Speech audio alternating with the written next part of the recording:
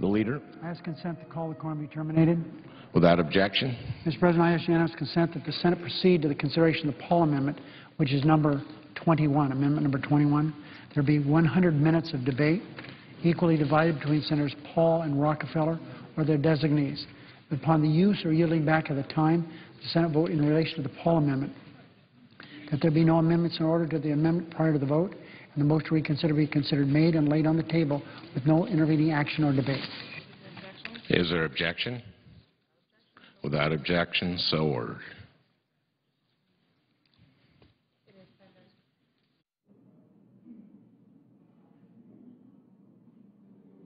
Who will yield the time?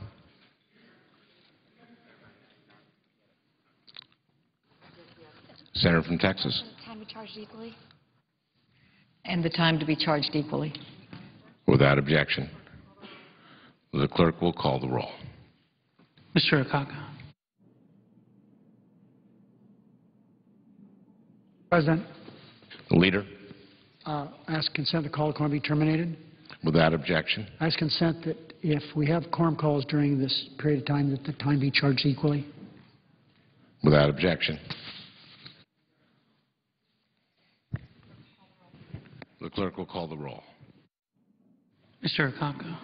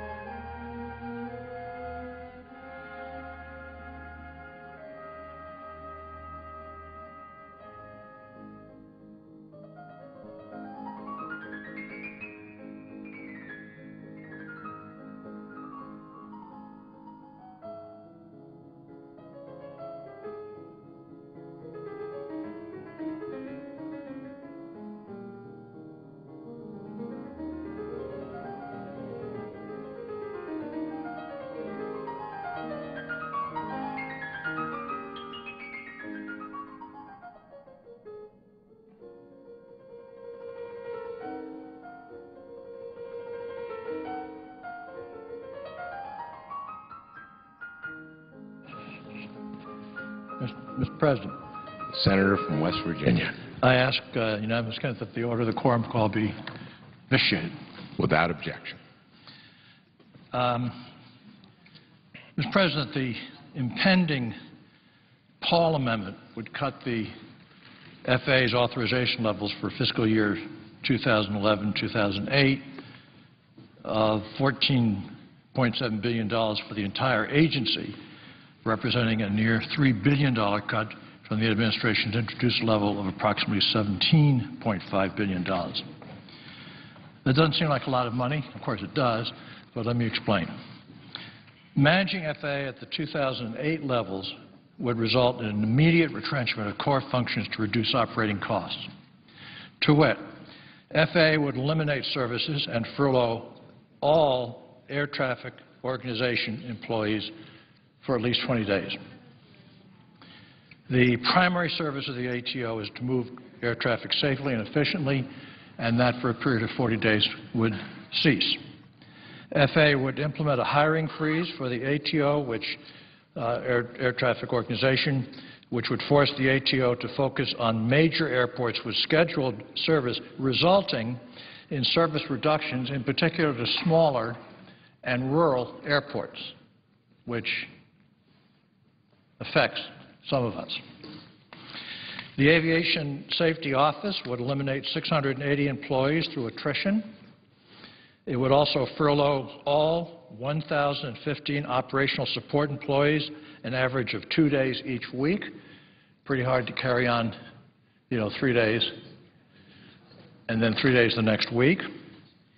And that particular agency, Aviation Safety, is responsible for the certification, production, approval, and continued airworthiness of aircraft, and certification of pilots, and certification of mechanics, and others in safety-related positions.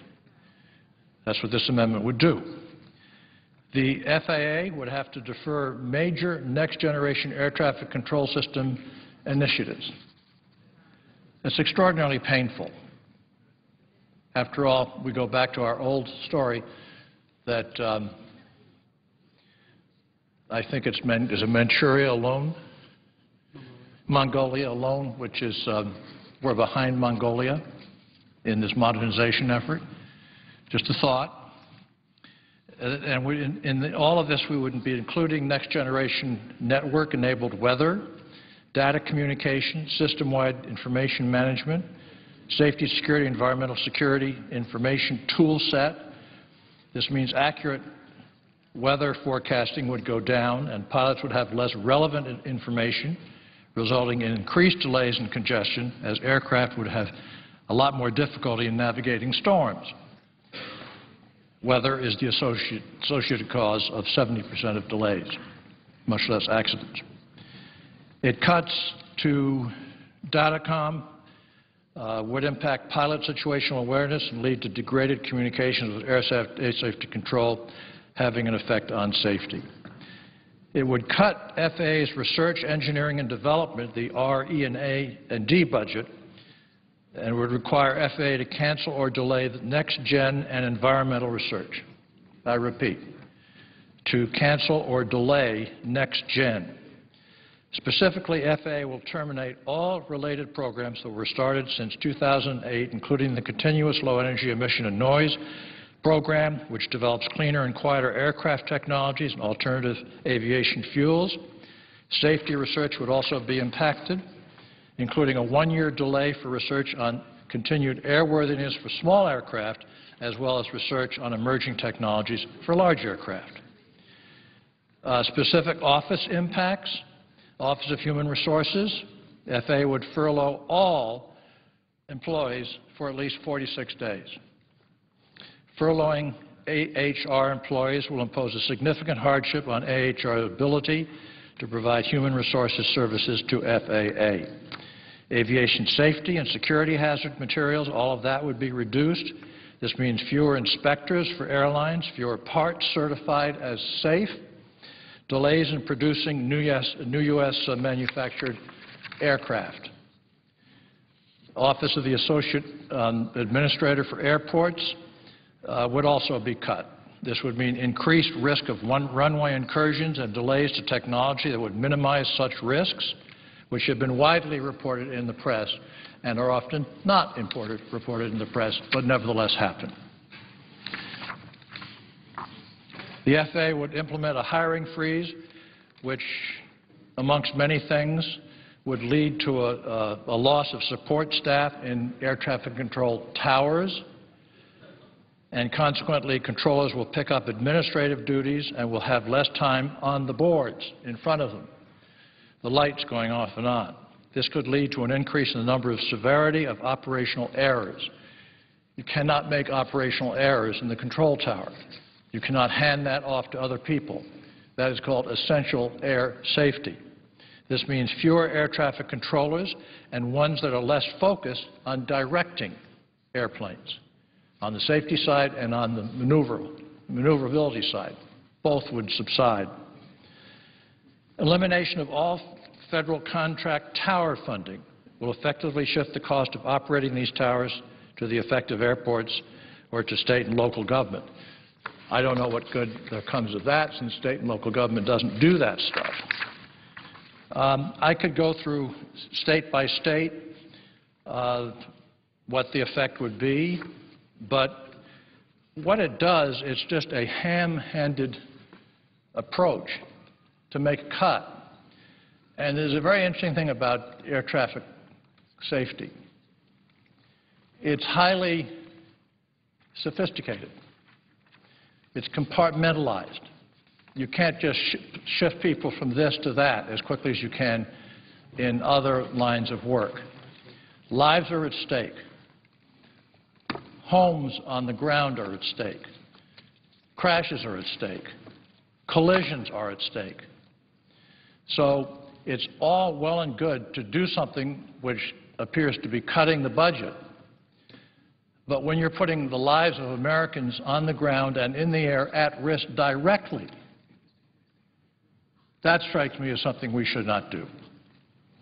So I am extraordinarily unenthusiastic about this amendment and will hope that there are many eloquent speeches that follow me in this matter. I thank the presiding officer. Who yields time? Mr. President. Mr. President. Who yields time? The senator from Texas? I will take as such time as I may consume, and Senator Paul, I'm sure, will be here shortly. Mr. President, the Paul Amendment does reduce the aggregate authorized spending level to the amount appropriated in FY 2008. So basically, it is going back to the 2008 levels. I am going to support the amendment because I think that we have to make a start at cutting back on spending in every area of government that is discretionary and where we can make responsible cuts.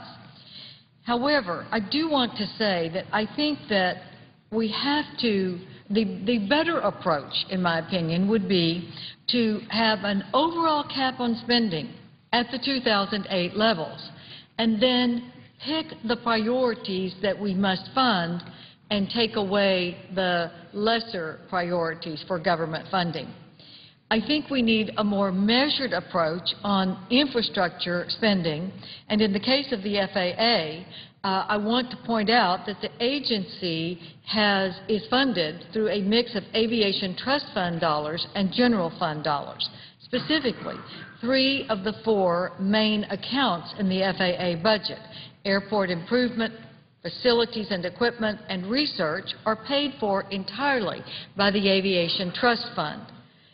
The Aviation Trust Fund is funded by revenue from various users of the U.S. aviation system through taxes and fees on the industry. So all capital investment in aviation infrastructure is paid for by the users of that infrastructure. The 4th account, operations, is then funded partially by the Aviation Trust Fund and partially from the general fund.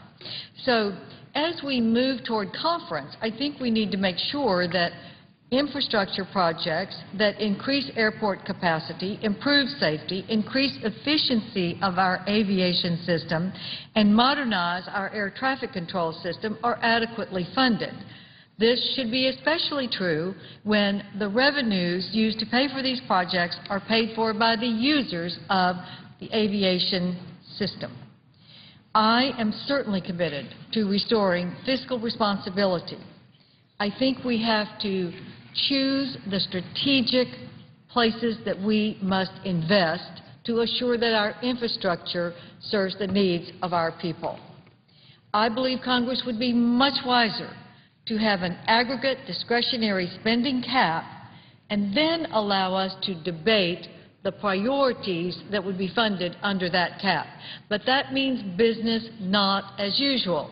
It means we don't take each bill individually, each department and agency individually. It means we set an overall cap for federal spending and then decide which places in which agencies should be well-funded and which ones should take a pass for the present until we get our fiscal house in order. So I'm going to support the Paul amendment, but I do believe that we need to have a more systematic approach going forward and fund what needs to be funded. And I do believe FAA, aviation security, aviation infrastructure, and efficiency in our air traffic system should be funded. But I think we have to do it in a bigger picture than each individual bill that is going to go through here. And I ask my colleagues to think about a better approach going forward than this type of amendment. Thank you, Mr. President, and I yield the floor. Mr. President. Mr. President. Senator from West Virginia, sorry. Mr. President, I yield 5 minutes to the senator from Alaska. Thank you very much, Mr. President. Thank you, Mr. Chairman, and to the ranking member. I think the work you have done on this bill, as I said yesterday, is fairly exceptional, and the time it's taken to get to where we are. I understand the amendment that's being proposed and the goal of it, and I have been one of those that have supported the Deficit Commission that's brought forward some recommendations how to manage this budget. I've supported multiple efforts on this floor to reduce and manage the budget in an overall scheme of how we move down to sustainability for our finances of this country. This is one bill that you have to take into account not only what is being proposed, but what it does and what it will impact. And I'll just use from my state. You know, when you think about Alaska, there is no question when it comes to air travel, there is no other state that has the kind of rural and extended air travel than what we have in Alaska. When you think about the issue I talked about yesterday on essential air services, 44 communities that are affected by the funding to ensure that people who are not next door to any airport, that aren't a few miles from an airport, but in some cases from their airport to a hub, it might be 1,200 miles. So the work and the resources of the essential air services is critical for us to not only conduct business, move people back and forth from communities for medical services, but really is the lifeblood for our communities. This amendment would literally wipe that out or reduce it at such a point that it would be impossible for us to make it economical for some of these airports to operate and some of these flight services that bring the only service to these communities to survive. When you think about NextGen, I mean, if we went back to the 2008 levels, NextGen was just in its beginning stages. This is an important investment, not that the federal government was anxious to get it done right away. We had to, in Commerce Committee, the chairman may remember this, we had to push the federal government to move this forward. Why? Because it was the private sector that came to us. The people in the private sector who came to us and said, it is important that the federal government move this forward, expedite this resource, help us move this new technology forward to help save fuel, save time, increase capacity at our airports, make it a better business operation for the private sector airports. So when I see this amendment, my view is it's a job-killing amendment. This wasn't a decision that the Commerce Committee said, well, let's just move this up a few years because we think the federal government should do this right away. It's because the private sector came to us because they want to invest in this new technology, but they're not going to make the investment until there's certainty from the federal government on their part of this arrangement. So that's what we're doing. That's what we're doing in this bill. So this amendment, from my view, is truly a job-killing amendment.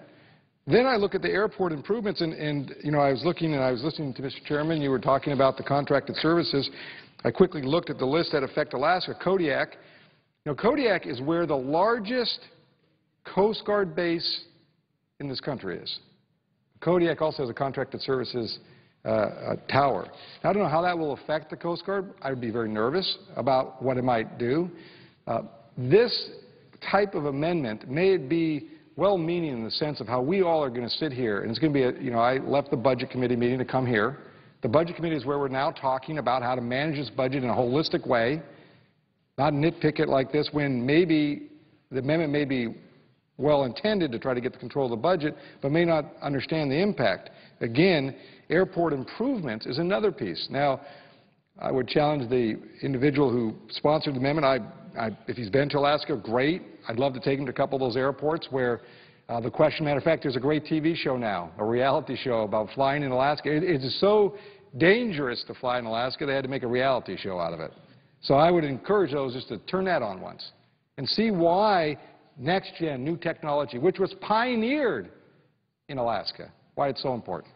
Why this investment that the federal government's making is an important investment for the private sector to be a better tool for us to utilize for transportation in this country. Again, airport improvements are another piece which, in my state, are critical. It could be everything from just refinishing a runway to just having a gravel runway, one that brings food and supplies and medical and moving people in and out. It's a critical piece of the equation. Now, Mr. Chairman, I'm like you. I can't remember the phrase you used. I think you were less enthusiastic is the phrase you used about this amendment. I don't like the amendment as it is written today specifically around this bill. I am anxious to get to the bigger debate, which I hope once this bill is cleared off, we get to the big debate of how we manage this deficit of this country, how we look at the long term. And I know I'll hear this is a start, this is the way we got to start. That would make sense if this bill was started with that intent in mind. But in 2007, when this authorization expired, NextGen was just an idea. Well, this is a new investment we have to make in order to make our air travel safer, more economical, save fuel, and respond to the private sector that has requested us to get off the dime, create certainty, so they can make the investments to make their business model more effective.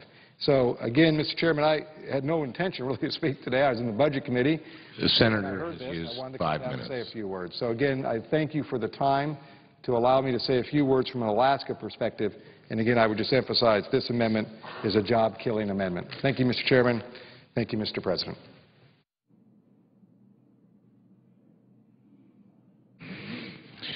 Who yields time? Mr. President, Senator from Kentucky. everyone agrees that the FAA plays an important role in air safety. I don't think there's any real discussion or debate on either side with that regard.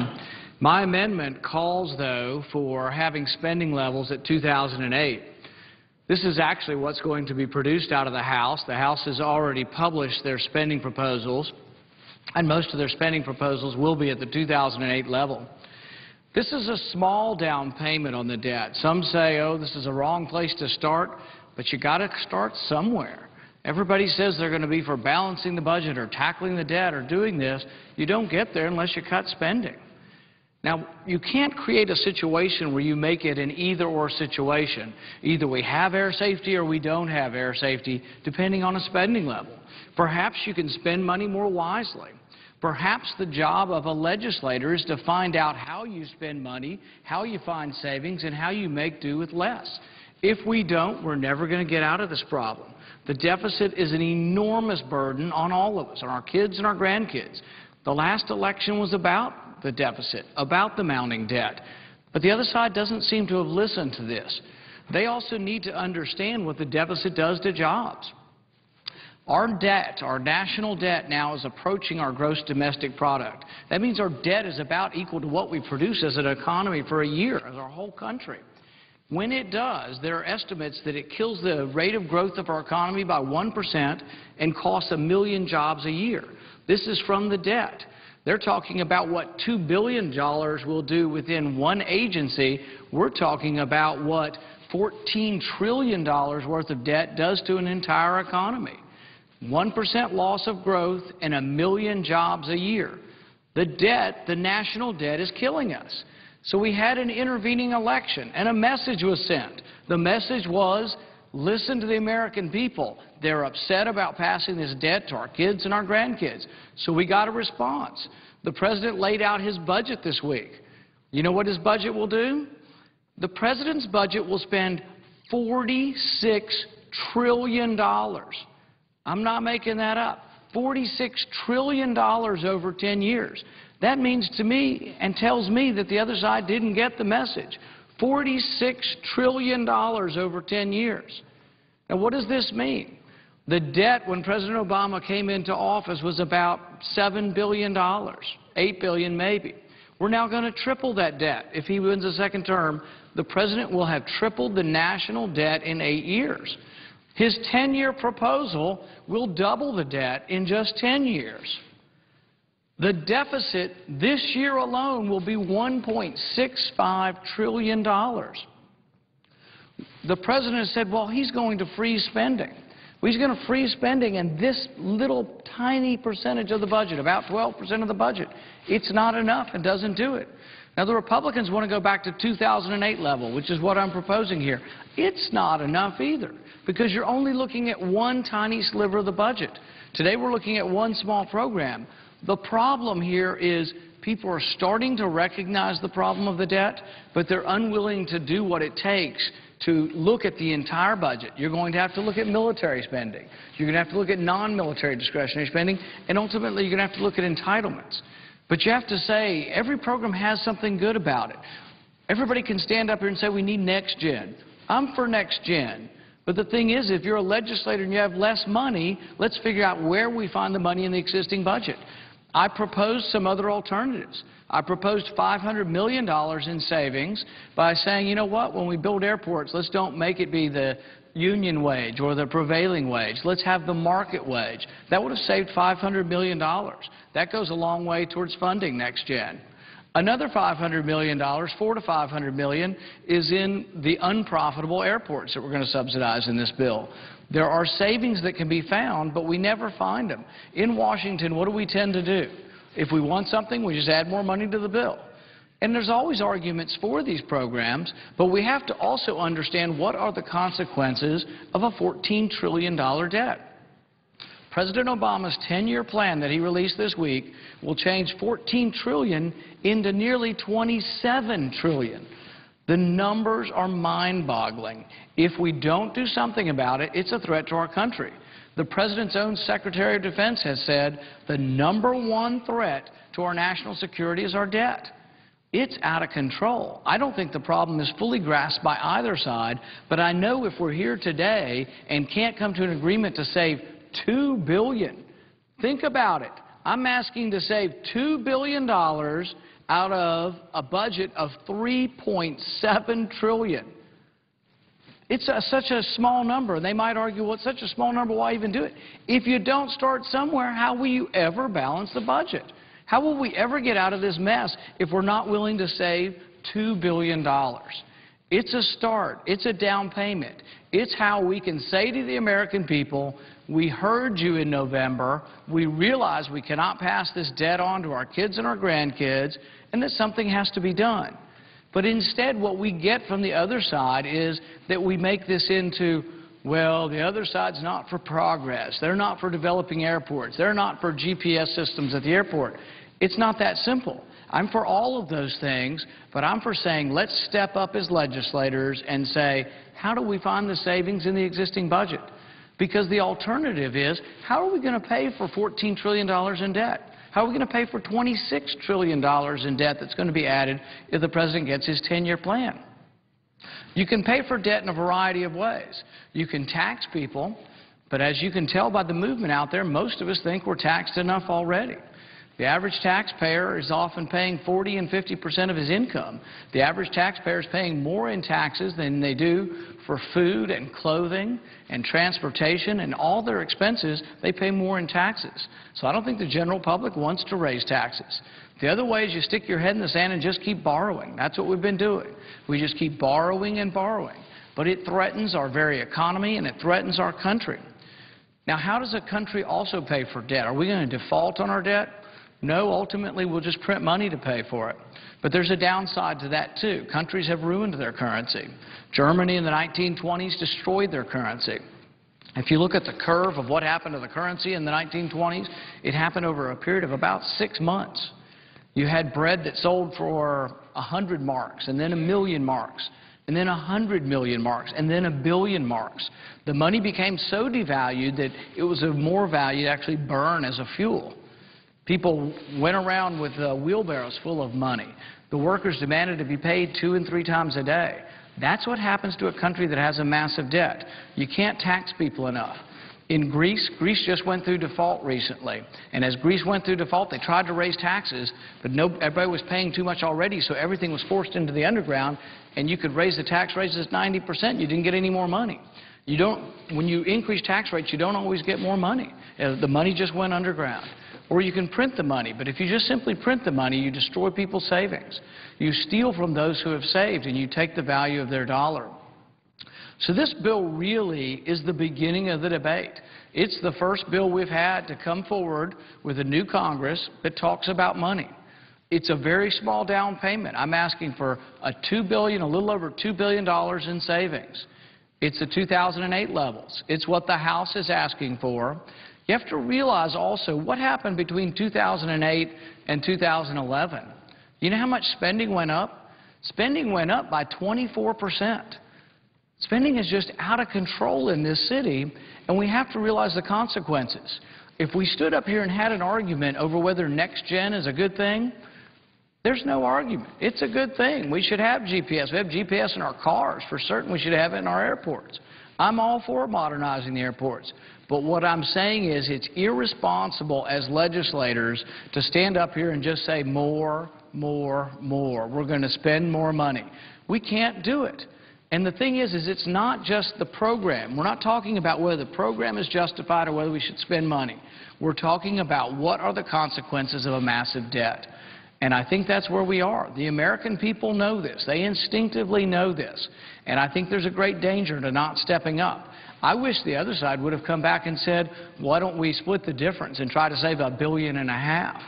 That's what compromise would be in this city. If they don't want to save $2.5 billion, let's save $1.5 billion. But the thing is we need to start saving money everywhere. And it can't be that every program you want to cut is somebody else's program, and then when it gets to be your program that you're interested in, you won't cut it. Everybody's got a self-interest in their program. Every special interest in this town and the country's got a special interest. It got an interest in their particular spending. So I'd say this is a small down payment. This is a way to say to the American people, we've heard you in the election. We know there's a problem. We're going to start cutting spending. I urge my fellow senators to vote for this amendment. It is something that has nothing to do with quality, has nothing to do with whether you believe in air safety. It has to do with whether or not you think the debt is a problem, whether or not you think the debt is a threat to us as a country, and whether or not we're going to step up and do the responsible thing. Mr. President, I yield back my time at this point. No, I ask unanimous consent to allow Senator Rockefeller to speak, and I'll reserve my time. Mr. President, I note the absence of a quorum. Clerk will call the roll. Mr. Akaka.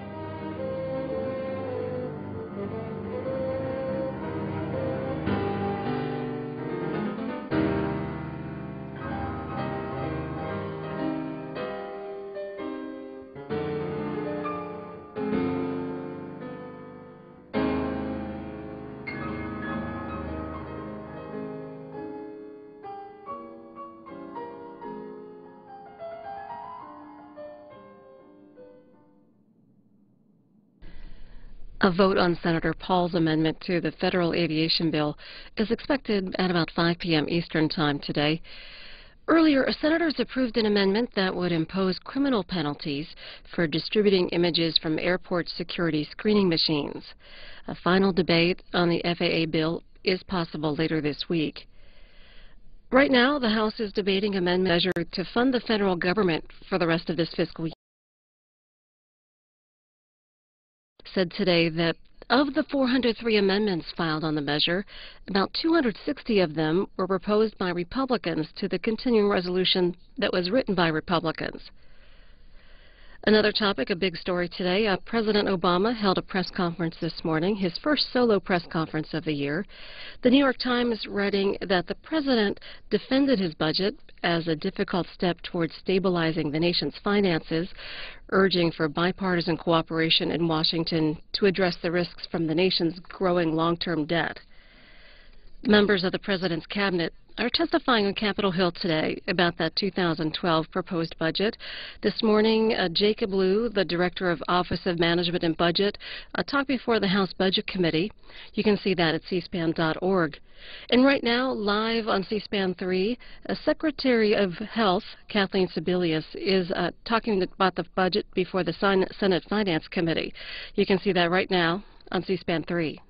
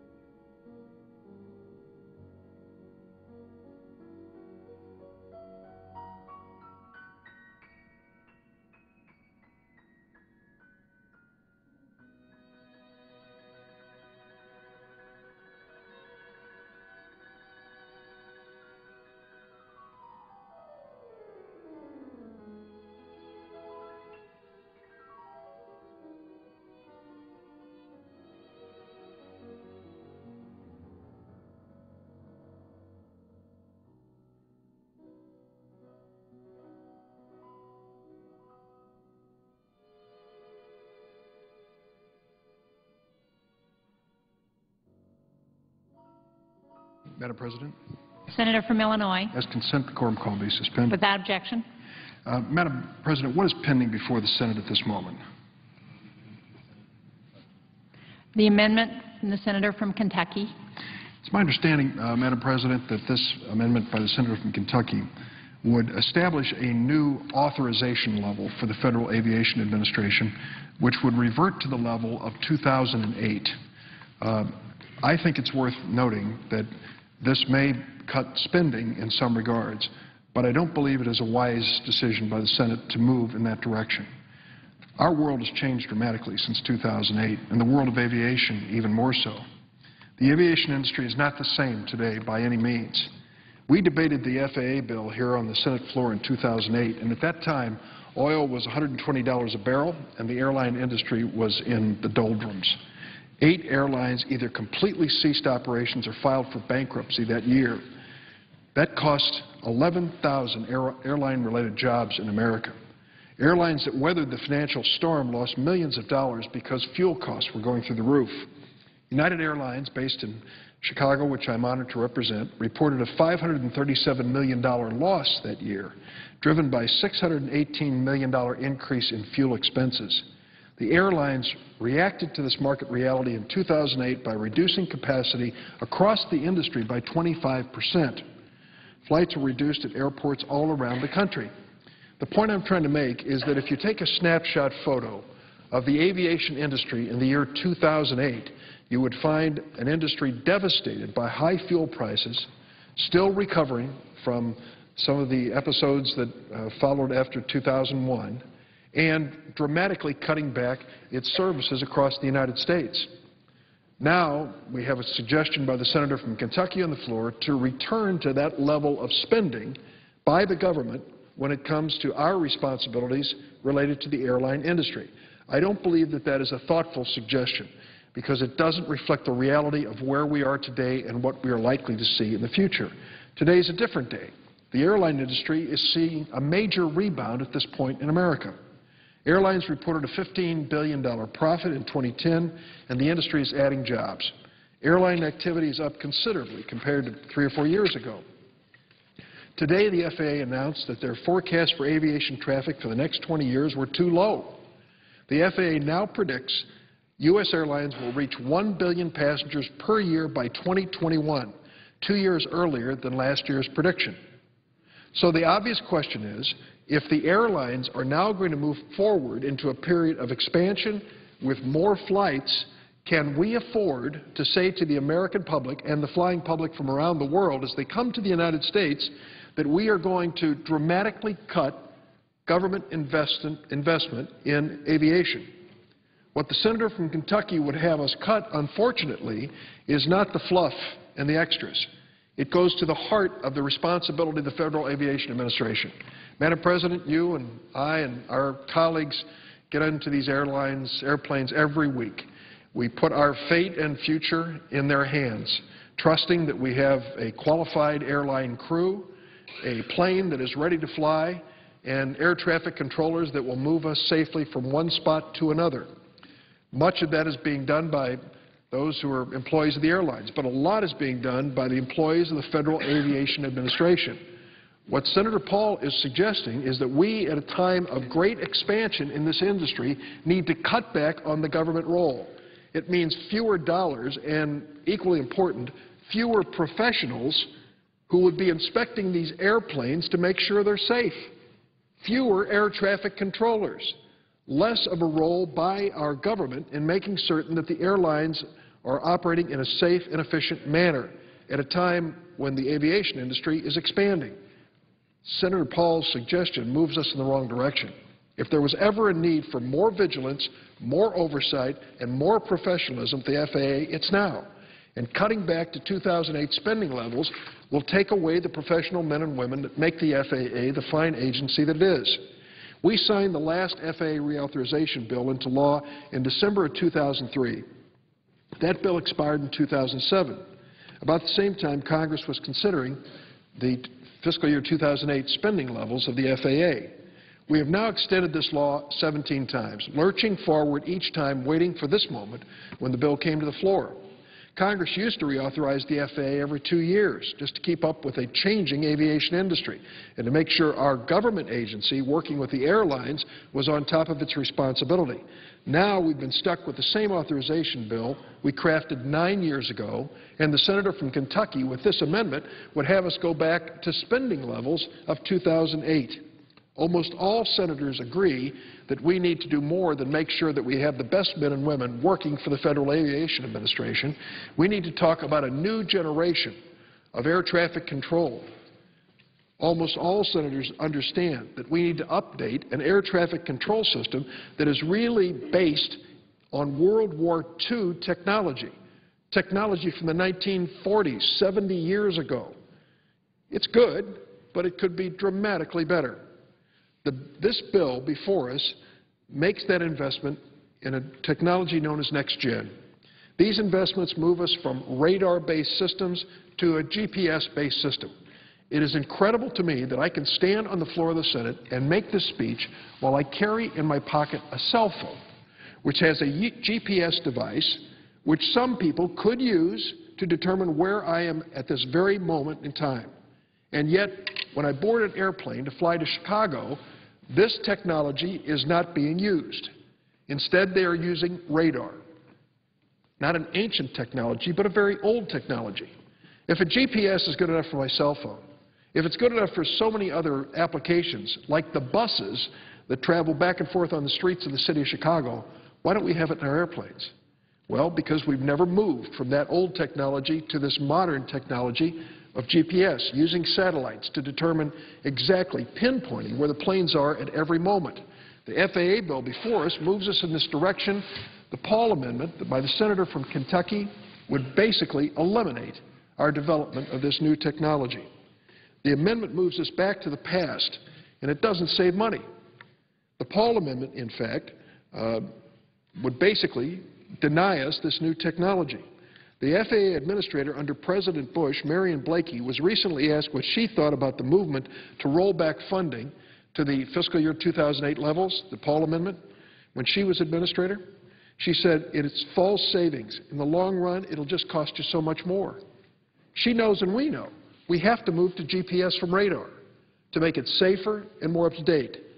Senator Paul of Kentucky says, let's stop talking about the future. Let's focus on the past. Can you really afford that when it comes to the aviation industry, where we entrust our lives and the lives of the people that we love every single day on these airplanes? Ms. Blakey said that rolling out the NextGen system by 2018, which is the goal of this bill, would save $22 billion, mostly because fewer delays would mean less fuel burned. But reducing FAA spending to the fiscal year 2008 levels, as Senator Paul suggests in this amendment, would amount, as Marion Blakey noted, to a cut of $1.3 billion, the amount being spent this next year on NextGen. It would really roll back and stop NextGen, this new technology, before we can move forward with it. This amendment is not about saving any money. This amendment is about cutting corners in an area where we should never cut corners. When it comes to the safety of the American public, boarding airplanes every day, you don't cut corners. You make sure you have the very best professionals working for the agency and the best technology being used by airports and airliners as well. I'm afraid that Senator Paul's approach may have some appeal to those who would just cut blindly, but if you open your eyes and take a look at it, this is a bad move, a move that invites some terrible consequences which none of us want to envision. We need to keep America investing in modern technology. We need to expand our national airspace safely and efficiently. I urge my colleagues this afternoon or early this evening to vote against the Paul Amendment. I know his goal is to save money. This is money that needs to be spent for the safety of the American flying public. Madam President, I yield the floor and suggest the absence of a quorum. Clerk will call the roll. Mr. Akaka.